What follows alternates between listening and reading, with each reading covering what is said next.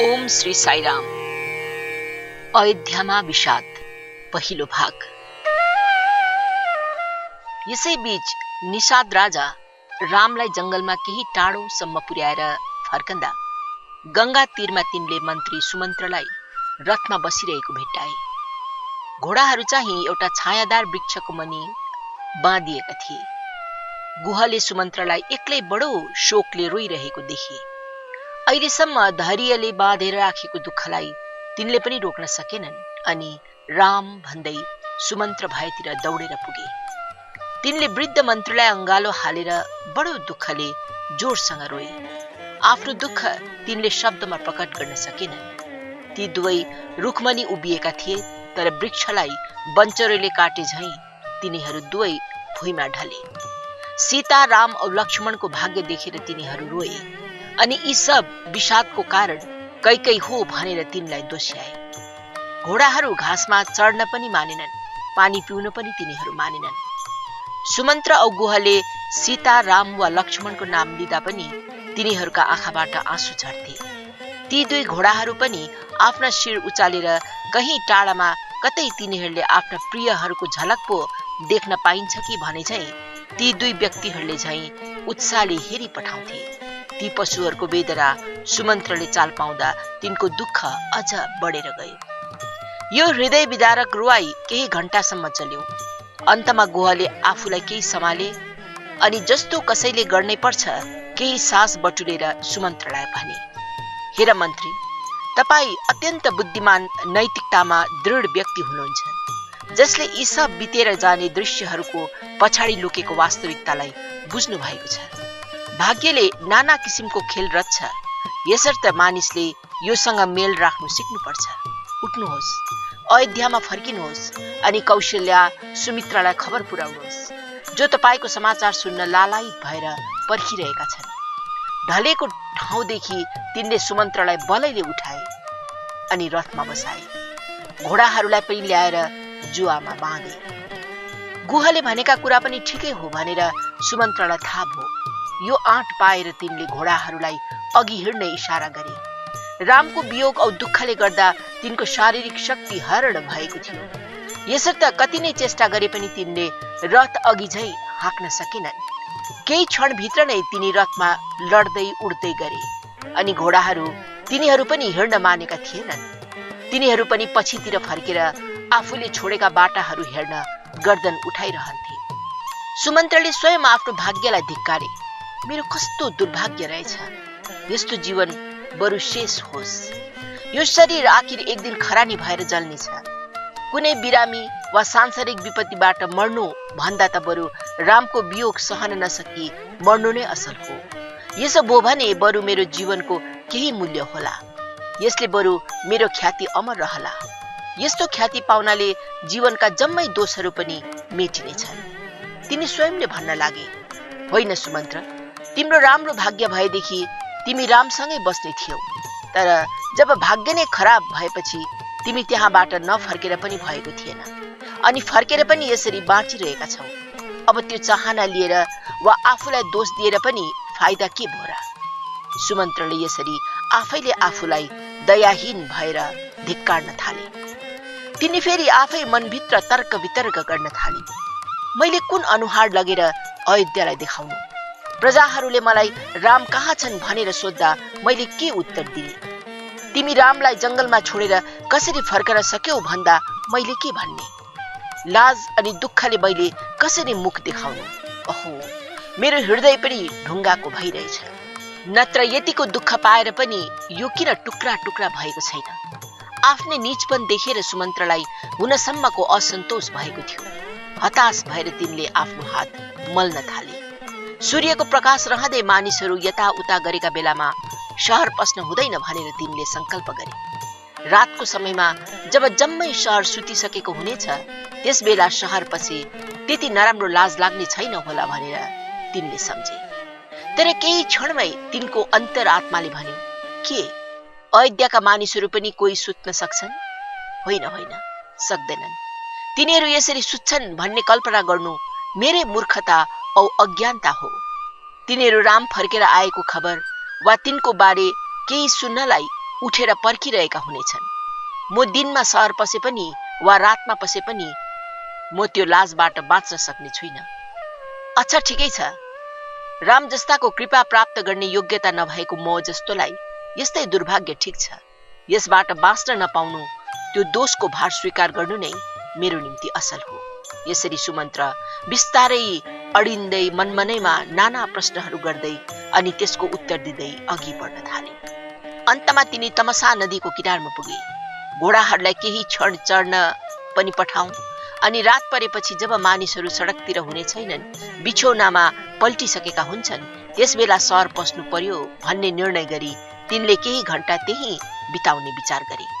अन्तमा शहरको ढोका नागेर सडकमा रथ जान थाल्यो। घोडाको टाप औ चक्काको आवाज कम होस् भन्ने कुरामा सुमन्त्र बडो सावधान भए। चिप्ले किरो झै रथ हिँड्न थाल्यो। तर घोडाहरूको वेदनालाई कसले शान्त गर्ने? तिनीहरूले रामलाई लगेका बाटाहरू चिने अनि आफ्नो वर्तमान अवस्थामा आफ्नो प्रिय रामलाई टाढा, अति टाढा छोडेर आएको दुःखले जोर साथ हिँडाउन थाले। घोडाहरूको यो आवाज प्रजाहरूले सुने। यो दुःखको आवाज के हो भनेर तिनीहरूले आफ्ना कान ठाडा ठाडा पारे। सुमन्त्र एक्लै सुनसान खाली रथ लिएर फर्किरहेका छन् भनेर तिनीहरूले आपस्तमा कुरा गरे। दगुरेर गई तिनीहरू सडकका दुईतिर त्यो दृश्य हेर्न भनी शोक मग्न भएर उभिरहे। त्यो भिडलाई देखेर सुमन्त्रले आफ्नो शिर निहुराए। तिनको यो दुःखपूर्ण मुद्रा देखेर नै तिनीहरूले राम फर्केनन् भन्ने कुरा जाने। कति त्यही नै मूर्छा परेर उभिएकै ठाउँमा ढले, कति जोड जोडले रुन थाले। यस्ता दुःखले ग्रस्त भएका घोडाहरूको क्रन्दन सुनेर रानीका दरबारबाट यो के को आवाज हो भन्ने कुरा सोध्न सेविकाहरूलाई पठाइयो। हुल हुल भएर तिनीहरू सुमन्त्र कहाँ आएर प्रश्नहरूको वर्षा गर्न थाले। तिनी बडो शोकग्रस्त दुःखपूर्ण मुद्रामा बसेका थिए। तिनीहरूलाई उत्तर दिने शब्दहरू नपाई तिनी लाटा झै भएका थिए।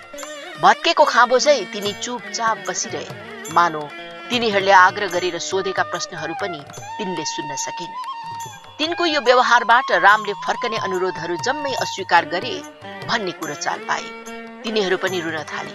हे मन्त्री महोदय, के तपाईले त्यस डरलाग्दो जंगलमा सीतालाई छोडेर आफै एक्लै फर्कन सक्नुभयो भन्दै तिनीहरू अचानक विलाप गर्न थाले। तर ती सेविकाहरू मध्ये एकजना साहसी थिए। तिनले सुमन्त्रलाई कौशल्याले सिधा तिनी कहाँ जानु भन्नु आदेश गर्नु भएको छ भनेर भने। त्यहाँ सुमन्त्रले राजालाई जमिनमा लडिरहेको भेट्टाए। आहार निद्राविहीन त्यो अस्तव्यस्त पहिरनमा राजा खुबै थकित देखिन्थे। सुमन्त्रले आफ्नो दुःखको बेगलाई रोकेर भने, जय होस् महाराजको। यो राजकीय उपस्थितिमा संस्कारवश भनिनु पर्ने थियो। यति भनेर तिनी शिरदेखि खुट्टासम्म काम्दै उभिरहे। त्यो आवाज चिनेर दशरथ चाँडो उठेर बसे अनि सिधै सोधे, सुमन्त्र, मेरो राम कहाँ छ? सुमन्त्रले राजाको दुई पाखुरा समाते। राजाले तिनलाई डुब्न लागेको मानिसले घाँसको त्यान्द्रो समाते झै समाते। असीम दुःखले ती दुवै रोइरहेको देखि कौशल्या पनि दुःखमा डुबिन्। तिनले मुस्किलले श्वास फेरिरहेकी थिइन्। दुःखले तिनको श्वास बन्द हुन लागेको थियो। सेविकाहरूले पनि तिनको यो अवस्था देखे अनि त्यो दुर्भाग्य आएकोमा रुँदै आफूलाई सम्हाल्दै रानीलाई सान्त्वना दिएर होसमा ल्याउने कोसिस गरे। यसैबीच दशरथले आफूलाई केही सम्हाले। तिनले सुमन्त्रलाई आफ्नो ठिक अघि राखे अनि सोधे, सुमन्त्र, मलाई मेरो सीता अनि रामको बारेमा भन। तिनीहरू बारे मलाई जम्मै कुरा भन। लक्ष्मण कस्तो छ? हाय, कोमल सीता साह्रै थकित भई होलिन्। तिनीहरू अहिले कहाँ छन्? मलाई भन। यी सबको उत्तर दिन सुमन्त्र उत्सुक नभएको देख्दा तिनले तिनको काँधमा समातेर हल्लाउँदै बडो दुःखले केही भन भन्ने बिन्ती गरे। सुमन्त्रलाई राजाको अनुहारमा सिधै हेर्न पनि लाज लागेर आएको थियो। तिनले आफ्नो दृष्टि जमिनतिर गाडेर आँखाबाट अविरल आँसु झारिरहे। तिनले बोल्न पनि सकेनन्। दशरथको रुवाईको हिक्का मात्र सुनिन्थ्यो। तिनले भने, हे राम, तिमी जस्तो छोराले मलाई छोडेर गए तापनि यो शरीरमा मेरो श्वास अझ अड्किरहेको छ। संसारमा म समान अधम पापी अरू कोही छैन। सुमन्त्र, अहिले ठिक मेरो सीता, राम औ लक्ष्मण कहाँ छन्? अबेर नगरी मलाई तिनीहरू भए ठाउँमा लैजाऊ। यति राम्रो काम मेरो निम्ति गर। मेरो यो इच्छालाई पूर्ण गर। तिनीहरूलाई नहेरी म निमेष पनि सक्दिन। उन्माद विकास भएका व्यक्ति चाहिँ तिनी दुःखले कराउन थाले। राम, हे राम, कम से कम एकचोटि तिमीलाई हेर्न देऊ। के तिमीलाई हेर्ने मौका मलाई दिँदैनौ? तिनी लडिरहेका भवनको बाहिर उभिने सेविकाहरू पनि राजाको दुःखपूर्ण अवस्थामा आफू पनि दुखित भएर सुत्न पनि सकेका थिएनन्, खान पनि सकेका थिएनन्। सुमन्त्रले भने, हे सम्राट, राजाधिराज, तपाई अत्यन्त ज्ञानी हुनुहुन्छ। तपाई शूरवीर औ शक्तिशाली हुनुहुन्छ। तपाईको वंश दिव्य छ। तपाईले सदैव ऋषि तपस्वीहरूको सेवा गर्नु भएको छ। दिनपछि रात अनि रातपछि दिन आए जस्तै धन सम्पत्ति, इच्छा आकांक्षाहरू, सुख अनि दुःख, सामिप्य औ बिछोड पनि एकको पछि निश्चय अर्को आउँछन् भन्ने कुरो तपाईलाई थाहा छ। केवल मूर्खहरू मात्र हर्ष आउँदा हर्षले खुट्टा छोड्छन् तथा दुःख आउँदा हताश हुन्छन्। तपाई जस्ता शिक्षित व्यक्तिहरूले यस्ता कुराहरूबाट प्रभावित हुनु हुँदैन। जे जस्तो सुकै आए तापनि तिनीहरू सम्पूर्ण रूपले धीर स्थिर रहनुपर्छ। यस्तो परिस्थितिमा साहससित काम लिनुपर्छ भन्ने सल्लाह दिने मेरो कुनै योग्यता पनि छैन, कारण साहसको आवश्यकता बारे तपाईले धेरै जान्नुहुन्छ। हे संसारका कल्याणकर्ता, मेरो बिन्ती सुन्नुहोस्। यो शोक त्यागिदिनुहोस्। म तिनीहरूसँगको यात्राको विवरण सुनाउने छु। कृपापूर्वक शान्त भएर सुनिदिनुहोस्। यो सुनेर कौशल्या पनि सेविकाहरूको सहायताले उठ्ने चेष्टा गरिन् अनि तिनीहरूमा अडेस लागेर सुमन्त्रले भन्ने कुरा सुन्नलाई तयार भइन्। सुमन्त्रले आरम्भ गरे, हे स्वामी, प्रथम दिनमा हामीले तमसा नदीको किनारसम्म यात्रा गर्यौं। सीता, राम औ लक्ष्मणले नदीमा स्नान गरेर पानी पिवरी एउटा छायादार वृक्षमुनि विश्राम गरे। अर्को दिन हामी गंगा नदीमा पुग्यौं। चारैतिरबाट अन्धकार छाइरहेको थियो। रामको आज्ञा अनुसार मैले रथ रोके।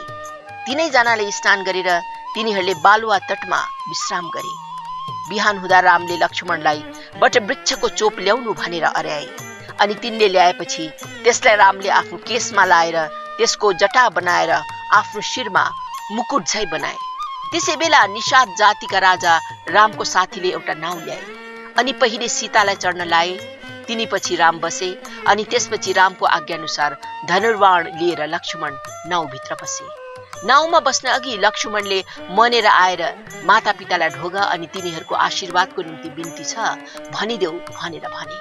तपाईले यी सब कुराहरू साहस अनि विवेकसित सम्हाल्नु भनेर बिन्ती छ भन्ने आदेश पनि दिएर पठाए।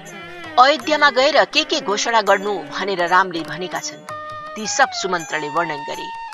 दशरथलाई तिनले भने, स्वामी, गुरुदेवलाई मेरो श्रद्धा भक्ति छ अनि बुवालाई जे बित्यो त्यो सम्बन्धमा सुर्ता नगर्नु भनेर रामले भन्नुभएको छ।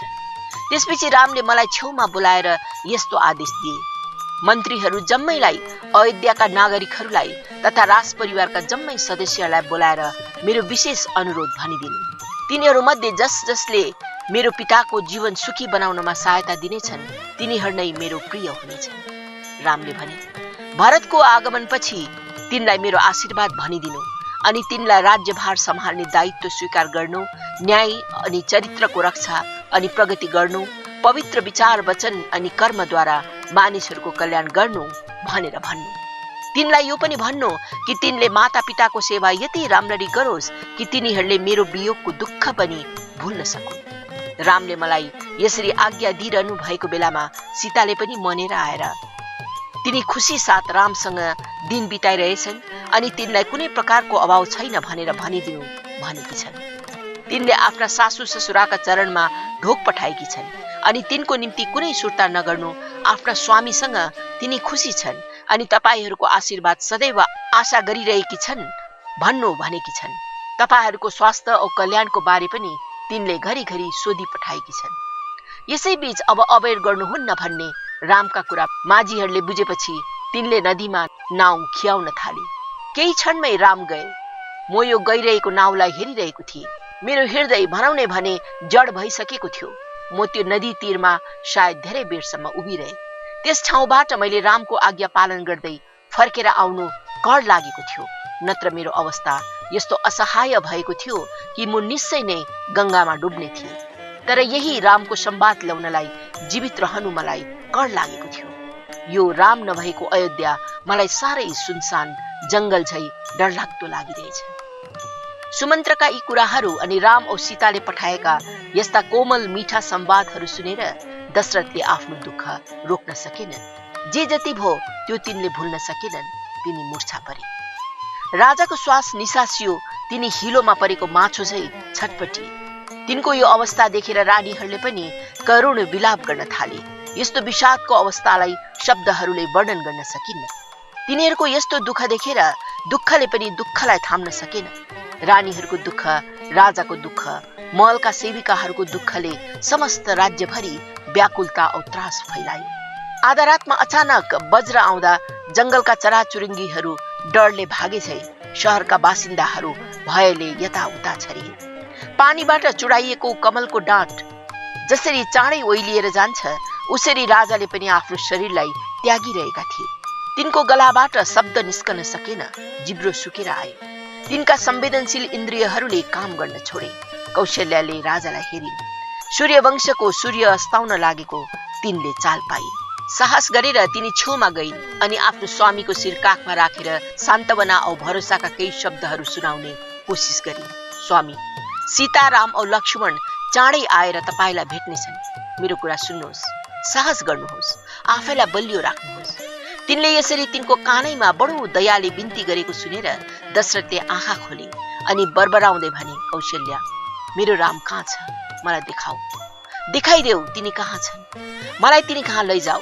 हाय, मेरी कोमल बुहारी पनि यहाँ छैन। अनि लक्ष्मण कहाँ छ ऊ? म उसलाई यहाँ देख्दिन। आफ्नो शिर ठाडो राख्न नसकी दशरथले आफ्नो शिर निहुराए। दुःखको भार यति गह्रो थियो।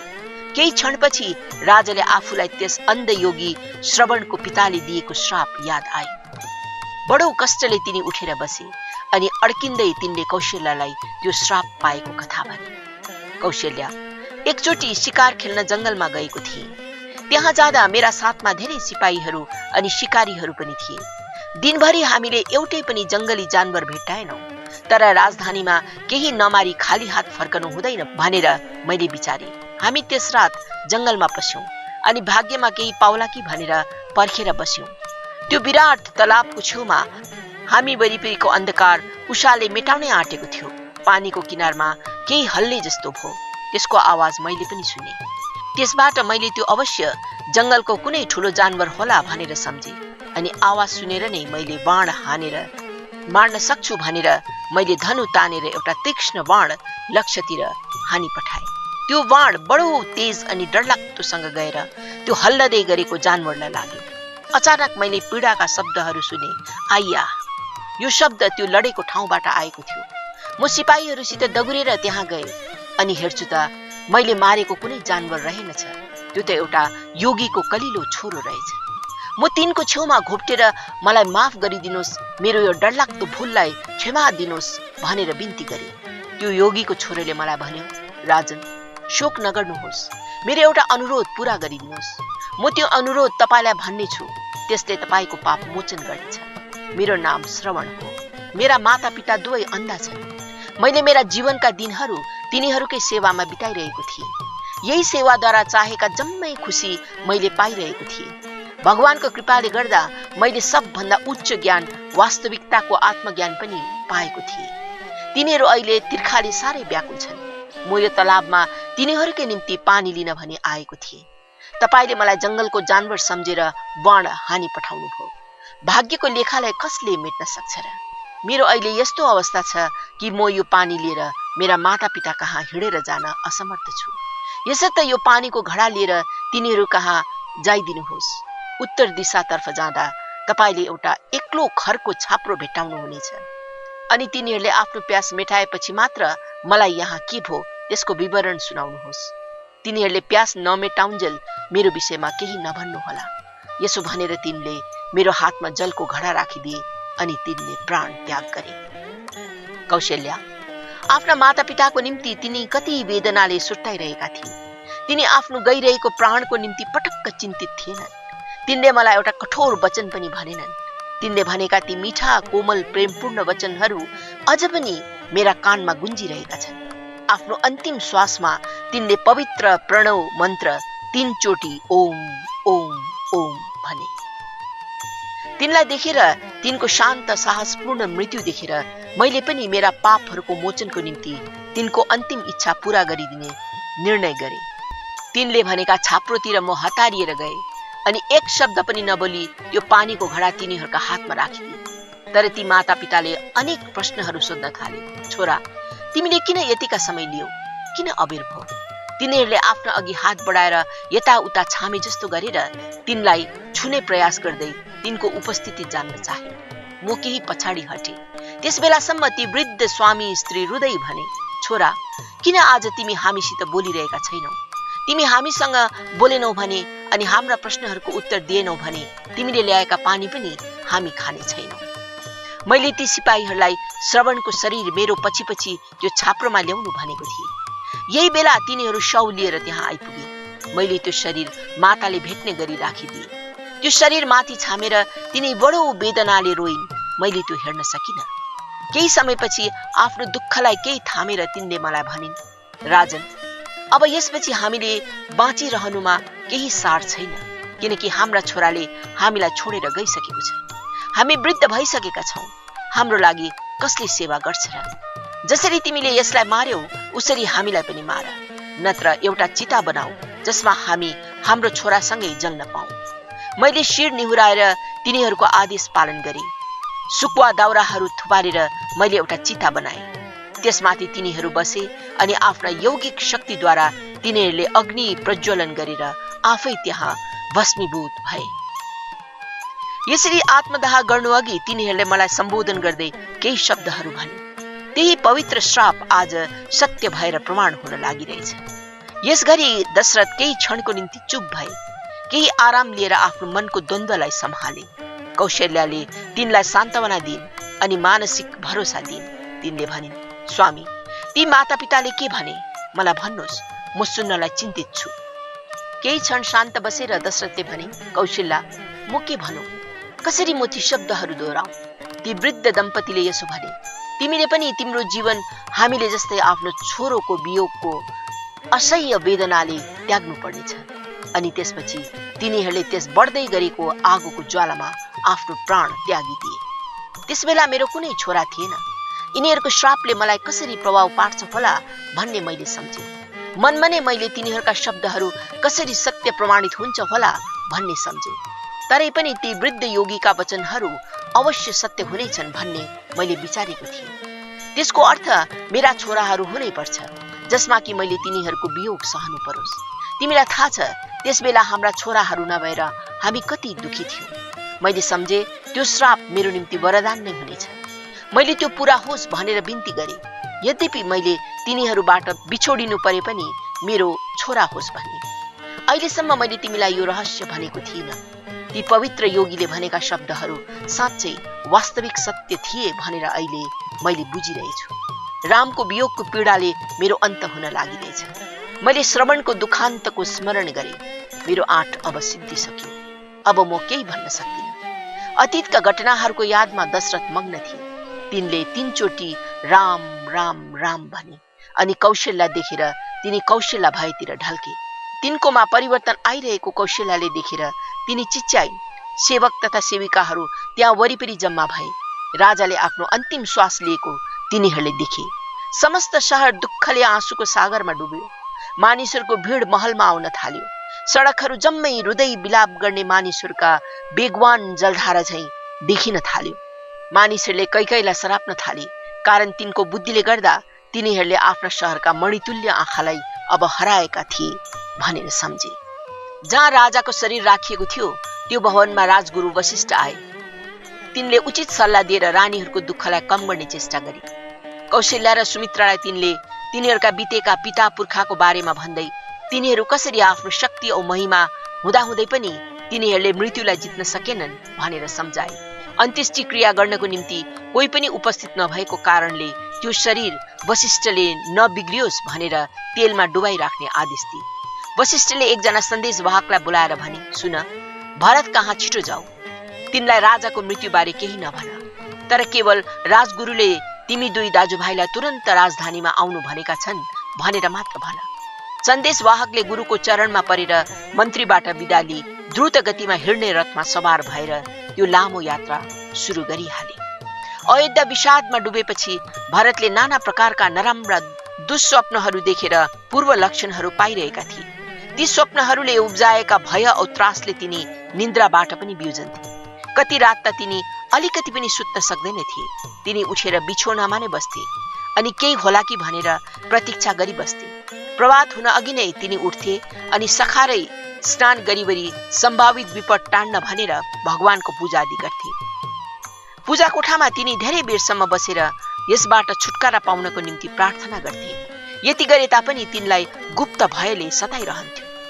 14 दिनसम्म यस्ता सपनाहरू देखिरहँदा भरतले आफ्नो साहस विश्वास हराउन लागेका थिए। त्यसैबीच केकै शहरमा जहाँ भरत थिए त्यहाँ सन्देशवाहक 15 दिनको लामो यात्रा पश्चात आइपुगे। दरबारको मुख्य द्वारमा तिनको आगमनको समाचार भरतलाई जब दियो, तिनी किन आएका हुन् त्यो जान्न भनी तिनले तुरन्त हाजिर गर्नु भन्ने आदेश दिए। सन्देशवाहकले भरतको अघि साष्टाङ्ग दण्डवत गरे अनि राजगुरुको आज्ञा अनुसार तिनी आफ्ना भाइसहित अबेर नगरी अयोध्या हिँड्नुहोस् भनेर भने। सन्देशवाहकलाई नाना प्रकारका प्रश्नहरूद्वारा तिनले अयोध्यावासीहरूको कल्याण बारे सोधे। तिनले कुनै विशेष भन्न लायकको खबर छैन, केवल राजगुरुले अबेर नगरी चाँडो फर्केर आउनु भन्नु भएको छ भनेर भने। तिनी यही कामको निम्ति मात्र आएका थिए अनि तिनलाई अरू केही भन्नु छैन वा तिनले अरू केही जानेका छैनन् भने। भरतलाई थाहा थियो कि यस्ता सन्देशवाहकहरूले आफ्ना राज्यका स्वामीहरू अघि थोरै शब्दहरू भन्दा अरू केही बेसी बोल्ने छैनन् अनि तिनीहरूसँग बेसी आत्मीयतासँग धेर बेरसम्म बोल्न हुन्न भन्ने थाहा थियो। संस्कार चाहन्थ्यो कि तिनी केही क्षण भन्दा बेसी नबोलुन्। सन्देशवाहक पनि अनुशासनबद्ध थिए। यसर्थ तिनी उठेर कोठाबाट बाहिर गए। उतनिखेरै भरत भित्र अन्तपुरमा भाइ शत्रुघ्नसँग गएर आफ्ना मामासँग बिदा लिएर पर्खिरहेको रथमा चढे अनि चाँडो भन्दा चाँडो अघि बढ्न थाले। एउटा जोरदार धनुबाट छोडिएको बाण झैं रथ पहाड जंगलका बाटोहरू हुँदै उड्न थाल्यो। यो रथको द्रुत गति झैं भरतको हृदयमा पनि वेदनाका लहरहरू उठिरहेका थिए। किन औ कहाँबाट भन्ने प्रश्नको उत्तर तिनी स्वयं पनि दिन असमर्थ थिए। कुनै अव्यक्त वेदनाले तिनलाई सताइरहेको थियो। बाटामा भरतले भोजन गरेर वा तिर्खा मेट्न पानी पिएर अबेर गर्न चाहेन। आफ्ना भाइमाथि पर्न गएको घबराहट औ सुर्ता शत्रुघ्नले पनि चाल पाए। कतिचोटि तिनले रथ थामेर भोजन गर्ने प्रस्ताव पनि गरे, तर भरतले ध्यान नदिई चुपचाप शान्त भएर बसे। यसमाथि तिनीहरू बाटामा जाँदा कति अपशगुनहरू देखे। विभिन्न दिशाबाट विभिन्न स्थितिमा कागहरू अपशकुनको लक्षण देखाउँदै कराउन थाले। कुकुरहरू पनि नराम्रो दुःखलाग्दो प्रकारले रुन थाले। विपत्तिका यी अपशकुनहरूले यतिन्जेल वीरतापूर्वक शत्रुघ्नले राख्न सकेको शान्तपनलाई पनि खलबलाइदियो। जब तिनीहरू शहरको मुख्य द्वारमा आइपुगेर मास्तिर हेरे, तिनीहरूको भय निश्चित हुन गयो। धेरै दिनदेखि टाङ्गिएका आँपका पातका तोरणहरू बदली गरिएका थिएनन्। ती शोकमा डुबेका द्वारहरूमा केवल सुकेका पातहरू मात्र झुन्डिरहेका थिए। तिनीहरू हावाको झोकाको विरुद्ध रिसाएर दाँत किटिरहेका झैं देखिन्थे। यहाँ किन हरिया पातहरू झुन्डाएका छैनन्? शहरलाई के भएको छ? किन यो अवहेला या दुःखका लक्षणहरू मात्र देखिन्छन्? ती भाइहरूले राजधानीमा अवश्य कुनै डरलाग्दो दुःखको वज्र पर्न गएको छ भन्ने अनुमान लगाए। तिनीहरू शहर पसे। राजदरबारका अस्तबल, हात्ती राख्ने ठाउँहरू जाँदा जाँदै मुखमा पर्थ्यो। भरतको दृष्टि त्यहाँ पर्ने बित्तिकै तिनको हृदय खिन्न भएर आयो। तिनले आफैलाई सम्हाल्न सकेनन्, कारण त्यहाँका पशुहरू अलिकति पनि नहल्ली शिर निहुराएर आँखाबाट आँसु झारिरहेका थिए। माउतेहरू अनि सैसहरू पनि दुःखको भारले शिर उठाउन नसकी घोप्टेर बसेका थिए। तिनीहरू जब शहरको अझ भित्र प्रवेश गरे, तिनीहरूले बाटोको दुवैतिरका घरहरूका ढोकाहरू मानौ कसैले कसैलाई स्वागत गर्न माग्दैनन् भने झै बन्द थिए। बाटाघाटाहरू पनि धुलै धुलोले भरिएको थियो। बडार कुरार गरिएको थिएन। केही नागरिकहरू जो उठेर यताउता गरिरहेका थिए, तिनीहरूले त्यो आइरहेको रथ देख्ने बित्तिकै आफ्नो नजर त्यहाँबाट हटाए। तिनीहरूले भरत हुन् भन्ने चाल पाएपछि तिनीहरूले आँसु बहाए। हिराको बजार बन्द थियो। त्यसरी नै अरू जम्मै दोकानहरू बन्द थिए। शहरभरि फैलिएको विषादको कारण कसलाई सोध्ने? भरतको जिब्रो पनि लाग्न सकेन। यस्तो नचिताएको दुःखका लक्षणहरू देखेर भरत स्तम्भित भए। रथले राजदरबारभित्र प्रवेश गर्यो। कुनै आनन्दको स्वर बिना, कुनै परम्परागत जय जय ध्वनि बिना चुपचाप निहुरेर आफ्ना आँखा पनि नउठाई रुँदै त्यहाँका रक्षकहरूले शान्त भावले तिनीहरूको स्वागत गरे। त्यसबेलासम्म ती दुई दाजुभाइलाई अवश्य शहरमा कुनै व्यक्त गर्न नसकिने विपत्ति घट्न गएको छ भन्ने दृढ निश्चय भइसकेको थियो। तिनीहरू रथबाट ओर्लेर दरबारभित्र दगुर्दै गए। आफ्नो छोरो आएको कैकेयीले चाल पाइन्। बडो खुसी भएर तिनीहरूलाई भेट्न गइन्। तिनी सँगसँगै उठेका सेविकाहरूको हुल दुःखले रोइरहेको थियो। तिनीहरूका चेहरा देखेर भरत छक्क परेर जहाँ थिए त्यही एक शब्द पनि बोल्न नसकी उभिएर बसे। तर कैकेयी बोल्न थालिन्। तिनले भनिन्, छोरा, के तिम्रो मामा जाति नै छन्? त्यस प्रश्नको कुनै स्पष्ट उत्तर नदिई तिनले आफ्नै सोधनीलाई अघि राख्दै भने, पिता कस्तो हुनुहुन्छ? मेरा जेठा दाजु कस्ता छन्? मेरो अर्को भाइ नि कस्तो छन्? मेरा सानीमाहरू अनि रानीहरू कस्ता छन्? यी प्रश्नहरूले कैकेयी चुप भइन्। वरिपरि जम्मा भएका सेविकाहरूको आँखाभरि आँसु भयो। तिनले थाहा पाए कि कुनै डरलाग्दो संवाद तिनलाई भन्नु बाँकी छ। तिनले सोधे, मुमा, बाबा कहाँ हुनुहुन्छ? यो प्रश्न सुन्दा ती सेविकाहरू मन थाम्न नसकी जोडले रोइ पठाए। तिनीहरूलाई देखेर कैकेयीले अब ढिलो गर्नुहुन्न भनेर तिनले पनि आँसु झारेर बडो दुःख पाएकी स्त्रीले झै नाटक रचिन्। कुनै सहायता बिना भरतले यो रहस्यको पत्तो पाउन सकेनन्। तिनले कसलाई के भो अनि प्रत्येक जना किन दुःखमा छन् त्यसको कारण बताउनु भनेर मुमालाई प्रार्थना गरे। यो सुनेर कैकेयीले भनिन्, छोरा, म के भनौं? मन्थराको सहायताले गर्दा मैले मेरो कामना पूरा गर्न पाउँदा म खुसी थिए। तर प्रथम चरणमा नै मेरो विजय टुक्रा टुक्रा भएर छरिन गयो। भगवानले पनि यसमा कुदृष्टि राखेछन्। राजा, तिम्रो प्रिय बुवा स्वर्गीय भए। कैकेयी जोडले रुन थालिन्। यी शब्दहरू कानमा पर्ने बित्तिकै भरत सिंहको गर्जन सुन्दा हतिनी जमिनमा लडे झै गरी हाय बुवा भन्दै तिनी लडे। केराको थामलाई काटेर ढले झै शत्रुघ्न पनि भुइँमा लडे। तिनीहरूको दुःख वर्णन गर्न नसकिने, नाप्न नसकिने थियो। दुई हातले शिर थामेर भरत जोडले रुन थाले। बुवा, तपाईले अन्तिम श्वास लिँदा हामी तपाईको अघि उपस्थित हुन सकेनौं। हामी कस्तो पापी रहेछौं। चारै छोराहरू मध्ये चारै जनाले कुनै पुण्य कर्म कमाउन सकेनन्। अनि यो भरत र शत्रुघ्न त सबभन्दा अभागी रहेछन्। अन्तको बेलामा तपाईले कति प्रेमले हामीसँग कुरा गर्नुहुने थियो होला। हामीलाई कति आशीर्वाद अनि जीवनमा मार्गदर्शन दिनुहुने थियो होला। तरै पनि राम तपाईको साथमा थिए। यसैले तिनीप्रति हामी कृतज्ञ हुनुपर्छ। तपाईले निश्चय पनि हामीलाई भनिदिनु भनेर उहाँलाई केही भनिराख्नु भएको होला। भाइ, उठ, मसँग आऊ। हामी राम कहाँ जाउँ अनि बुवाले हाम्रो निम्ति के संवाद छोडिराख्नु भएको छ त्यो सुनौ। मुमा, अहिले राम कहाँ छन् त्यो बताउनुहोस्। भरत जानलाई उठे। तिनले केवल मुमाको उत्तर मात्र पर्खिरहेका थिए। कैकेयीले भने, छोरा, यदि राम यहाँ भएको भए तिम्रा पिताले अन्तिम श्वास लिने नै थिएनन्। के तिमीलाई यो थाहा छैन र? राम शहरमा छैनन्। के तिमीलाई यो थाहा छैन? घाउमा विष छर्के झै यस्ता वचनले भरतलाई अर्को आघातले मर्माहत बनाए। तिनले सोधे, मुमा, राम मेरा श्वास जै हुन्। राम कहाँ गए? भरत मूर्छा पर्न लागेका थिए। कैकेयीले तुरन्त उत्तर दिइन्, कहाँ भन्छौ? तिनी कहाँ गए भनेर सोध्छौ? तिनी जंगलमा गए। भरतले बिचैमा भने, गए होलान्, तर जंगलमा गएका राम अझसम्म किन फर्केका छैन? बडो शान्त औ निर्णयात्मक ढंगमा कैकेयीले उत्तर दिइन्, छोरा, त्यो लामो कथालाई भन्ने औ सुन्ने हाम्रो समय छैन। पहिले तिम्रो बुवाको अन्त्येष्टि क्रियाको बन्दोबस्तमा लागिहाल। यसबाट भरतले आफ्नी मुमाले कुनै नराम्रो रहस्य तिनीबाट लुकाउने चेष्टा गरिरहेकी छन् भनेर बुझे। यसकारण तिनले सीता औ लक्ष्मण कहाँ छन् भनेर एकको पछि अर्को प्रश्न सोधे। मुमाले उत्तर दिइन्, ती दुवै रामको अनुसरण गर्दै जंगलमा गएका छन्। तिनीहरू 14 वर्ष नपुगेसम्म शहर फर्कने छैनन्। यसरी नै तिम्रा बुवाले आज्ञा गर्नु भएको। बडो कठोर अनि दृढ आवाजमा तिनले यो शब्दहरू भने। तिनका वक्तव्यबाट भरत उत्तरोत्तर विवल औ दुखित हुँदै गएको कैकेयीले देखिन्।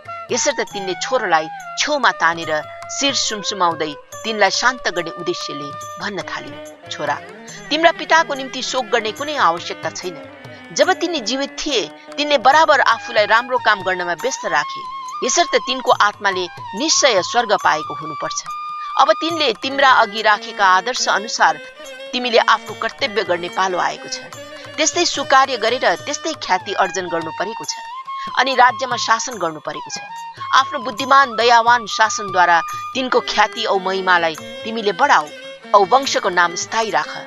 यस्तै वचनहरूद्वारा कैकेयीले आफ्नो छोरोको विदग्ध हृदयलाई शान्त गर्ने चेष्टा गरी। तर तिनका शब्दहरूले तिनको हृदयमा छुरीको काम गर्यो। प्रत्येक शब्दले तिनलाई मार्तोलले झै हिर्कायो। तिनको कुरा सुन्दा शत्रुघ्नले आफ्नो शरीरभरि आगोले पोले झै अनुभव गरे, तर तिनी चुप लागेर बसे, रोएनन्। भरत अचानक उठे अनि आफ्नी मुमाका वचनहरूद्वारा धोका पाएको अनुभव गरी सत्यलाई लुकाएर केही समस्याहरू अघि राखेको देखेर तिनले सत्य के हो त्यो पत्तो लगाउने निर्णय गरे। तिनले शत्रुघ्नलाई तानेर जेठी रानी रामकी माता कौशल्याका कोठा भएतिर हतारिँदै गए। समस्त लोक सुखिनः भवन्तु।